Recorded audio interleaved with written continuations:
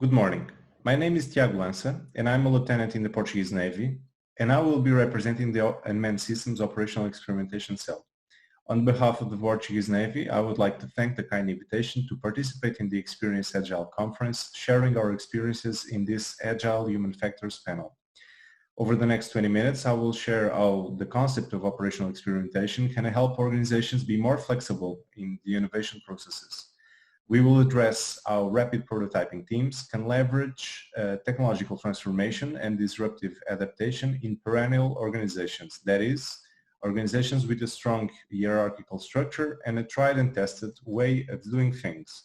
So we'll start our presentation now with a slide regarding the business of improving.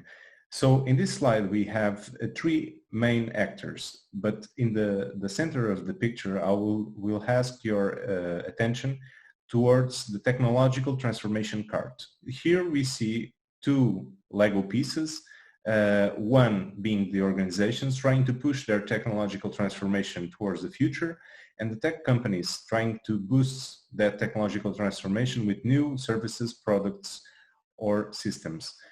The operational experimentation teams came in like a part of the organization that tests new services and products and asks the organization itself to try and test new things. So the main challenge here is that organizations and tech companies are usually too busy in their own technological transformation processes, and they don't stop to see what is adequate and they don't think outside the box.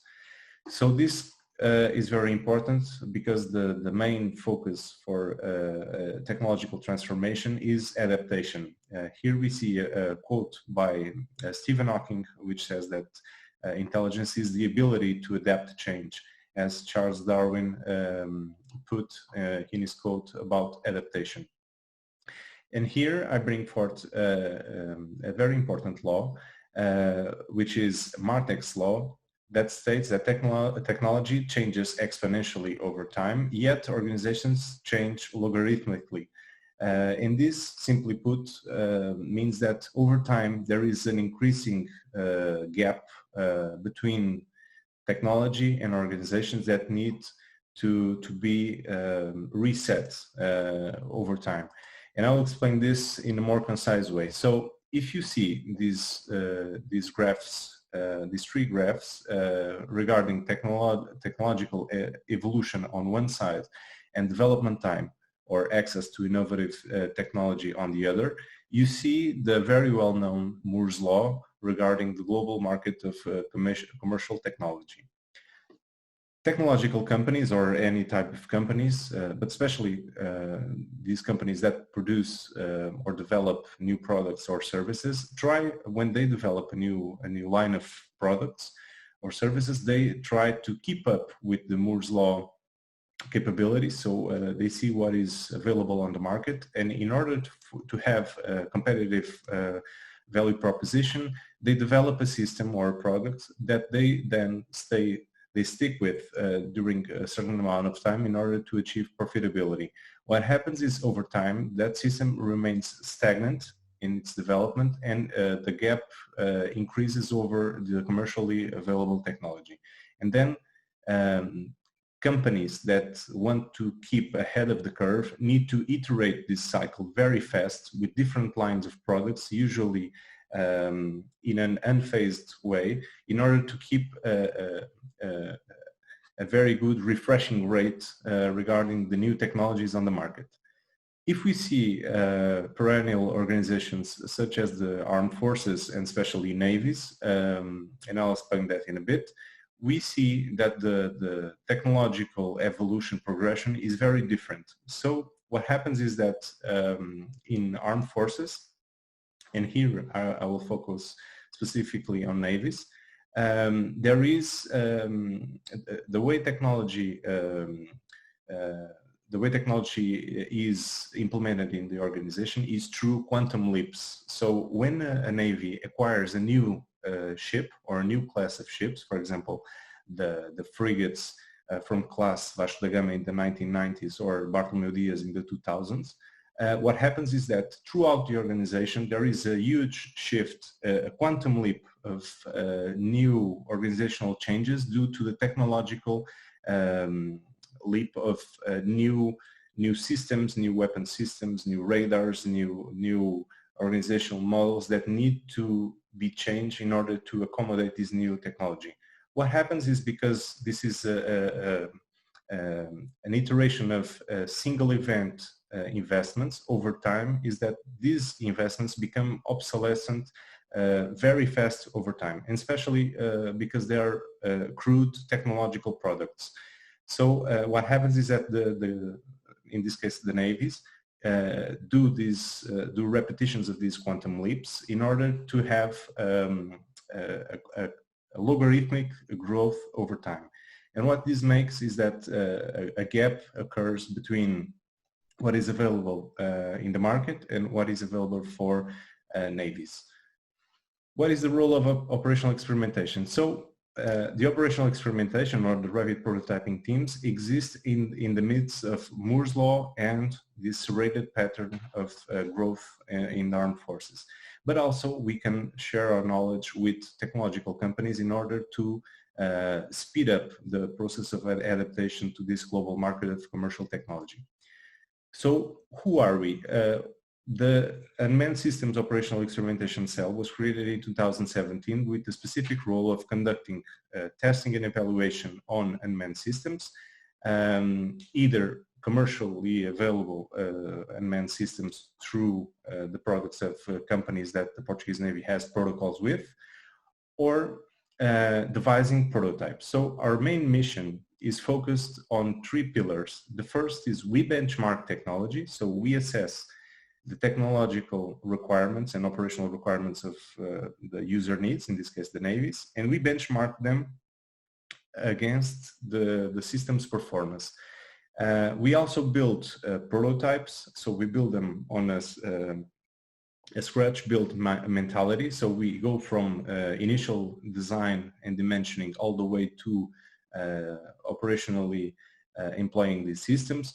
Of course, they are prototypes, so they will not be a finished product, but they will serve the specific purpose of testing specific concepts of operation or specific technical requirements or specific operational requirements.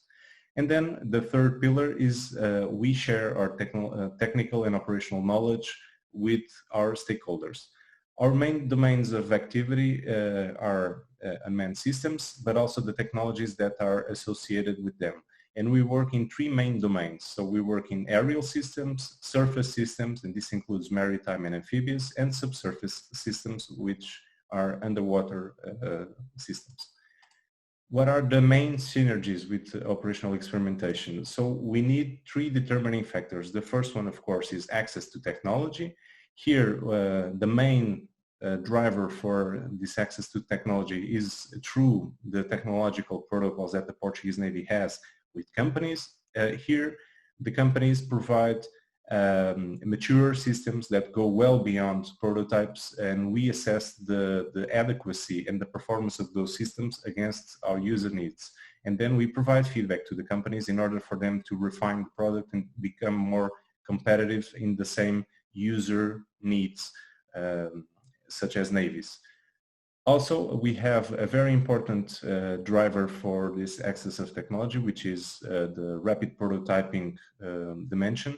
Here we acquire to the market components, equipments, and we integrate them in order to produce a prototype. And lastly, we have the commercial off-the-shelf technology that is available, and we produce the testing, just acquiring the systems in the market, and then we assess that technology against these two other dimensions I was telling about, to see where in Moore's law is commercially available technology today. The second determining factor is the technical capability. So we need to have a very strong in-house technical capability, either in the cell or in the units in the Portuguese Navy that provides technical support to the cell. And that is particularly important for the rapid prototyping processes. Nonetheless, we have to have some technical capability in order to sustain logistically the technological protocols and the commercial off-the-shelf integration throughout our operational experimentation processes. And lastly, and I would say it's the more critical part, we need to have tailored technical teams. So teams that are put together with a very specific skill set that each team member provides his or her skills in a complementary manner in order to achieve specific technical or operational requirements. And this provides an operational experimentation capability. One great example of the side products that we also provide to the Portuguese Navy is that we unlock technological trees that are parallel to this main area. I'll give you just a quick example. For example, the additive manufacturing using 3D printers.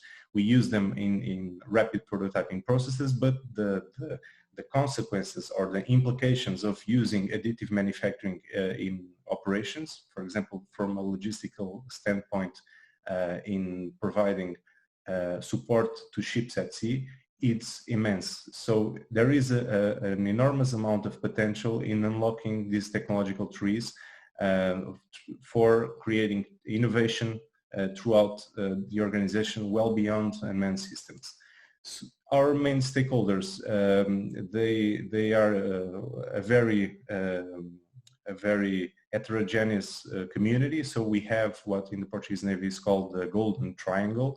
We have the academia, so they are the producers of knowledge, so they provide new experimental technologies on the prototype level and new concepts of new technical concepts of employing that technology. Then the second part of that pyramid is the technological companies, and the third part is the end user, meaning the Portuguese Navy, either be ships or marines or divers, and that pyramid of stakeholders is very important, and they are the recipients of the operational experimentation knowledge that we acquire. That knowledge is divided in 6 main aspects with great importance for the Portuguese Navy. For example, devising new concepts of operation, new requirements, assessing experimental doctrine, providing training to the operators, but also, and lastly, I will say this is the most important 3 aspects of operational experimentation, to provide a critical analysis capability to the organization regarding the assessment of innovation and assessment of technology in this new era that we live in. We also create a database for lessons learned, and we provide benchmarking metrics towards systems and towards companies. And this also is a very helpful feedback for companies, especially because each technological company has its main strong areas and its areas of improvement. And over time, we create a benchmark reference set of metrics that we can then complement and provide feedback to the technological companies. So the main focus of this presentation is what is the secret sauce? So how can you replicate this within your own organization, whatever is the role of whatever is your product, whatever is your service. First of all, you need to have a very strong and open leadership. You need to have a very good strategical vision of the company, what the company did in the past, what the company does today, and what the company is going to do in the future. Secondly, you need to have the openness to use resources of the company in order to create that adaptation capability. And secondly, you need to have the leadership with the knowledge of the operational problems that the company has. So innovation is another way of putting it, is solving problems in a creative way. So if you join the leadership or a well-informed leadership that knows the problems of the operational team on the ground and provides the leadership together with resources, you can then you are able to start to solve things. The second most important part, and I will say this is the core, would be the team. So you need to create teams that are passion driven. So you need to pay close attention to the team members that you have in your company, your collaborators. They need to have, almost every person has some indicators regarding their hobbies, what they do in their spare time, what are their areas of interest. And this is very important to create teams that are almost like Swiss Army knives in terms of technical capability. No one of us is an expert. We could say we are almost all generalists, but we tend to complement each other within our specific areas of interest. And also a concept borrowed from a very agile company, which is Amazon. It is the two pizza team size for the team. So you need to have small teams producing innovation. You cannot have a division of innovation.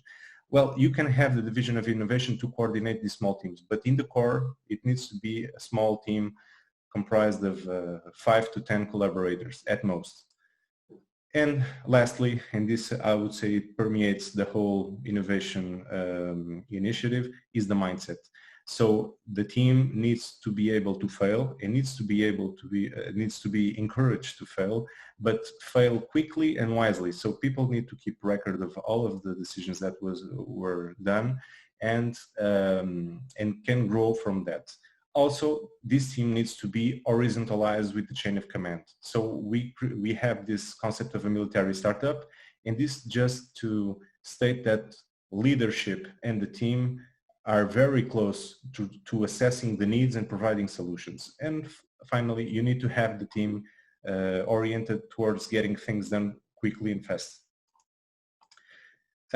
This is a small showcase of some of the projects that we've been doing. So we devised several prototypes, full in-house prototypes, either aerial or maritime or subsurface. Also, we integrated several commercial off-the-shelf technology, aerial drones and land drones, and we worked with the technological protocols with which the Portuguese Navy has these protocols with. And here are some pictures regarding some of the projects that we've been doing. So this was a very important serial. We used these aircrafts to simulate terrorist airborne IEDs. Each of these aircrafts would cost about 700 euros. We devised this catapult, and then we flew these targets in the column of ships, warships. Some of them are state-of-the-art in terms of navies, and they could not take down these targets because of its complexity as a small target that is very difficult to detect and to trace. And this served only for the purpose of identifying vulnerabilities and identifying ways to address these new vulnerabilities. So we flew 2 targets for about 1 hour 30 each, and the ships could not take them down. So this was really a trial of fire, and afterwards we did several series like this, but this is just to showcase what is the potential of technology today. Here are some pictures of this firing serial. Also, we developed some land unmanned systems. And here is an example of a maritime system that we did. We produced this catamaran from design to operational testing in 5 weeks. So this is a very ambitious goal. This would use solar harvesting technology in order to self-sustain itself at sea. And we did a successful crossing from Troia to Lisbon. And here is another iteration with which we did an Atlantic crossing from Lisbon to Azores, but due to bad weather, we were not able to fulfill this mission. But it was another example of how easily it is to integrate this technology. So I'll finish this presentation with a quote from Admiral Coutinho, and I'll be open to questions. And thank you very much for your attention, and I hope to see you in the Q&A. Thank you.